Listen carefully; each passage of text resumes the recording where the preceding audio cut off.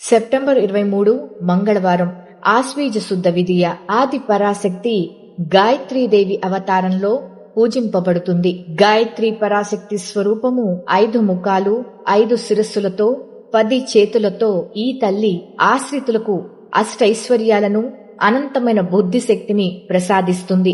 గాయత్రీదేవికి సంధ్యాదేవి అని కూడా పేరు. ప్రాతకాలంలో గాయత్రిగా, మధ్యాహ్నం సావిత్రిగా, సాయంత్రం సరస్వతిగా ఆ ఆది పరాశక్తి తన తేజో విశేషం చేత 3 పేర్లతో 3 రూపాలతో గోచరిస్తూ ఉంటుంది. గాయత్రీదేవికి 5 ముఖాలు, 4 దిక్కుల వైపు 4, 5వది ఊర్ధ్వముఖంగానూ ఉంటాయి.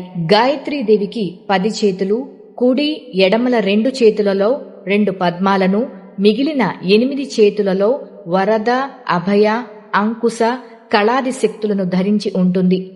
గాయత్రీదేవికి వేదమాత అంటే వేదాల తల్లి అనే బిరుదు కూడా ఉంది. ప్రసిద్ధమైన పురాణ వచనం తల్లిని మించిన దైవం లేదు, గాయత్రిని మించిన మంత్రము లేదు.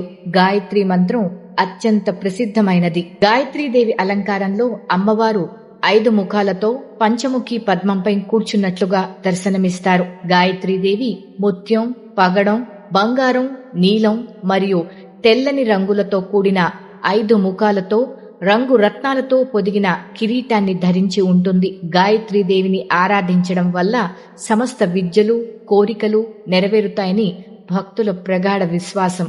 గాయత్రీదేవిని పూజించడం వలన అన్ని మంత్రములకు మూలశక్తి అయిన అమ్మవారి అనుగ్రహం లభించి మంచి వాక్శుద్ధి పొందడం జరుగుతుంది.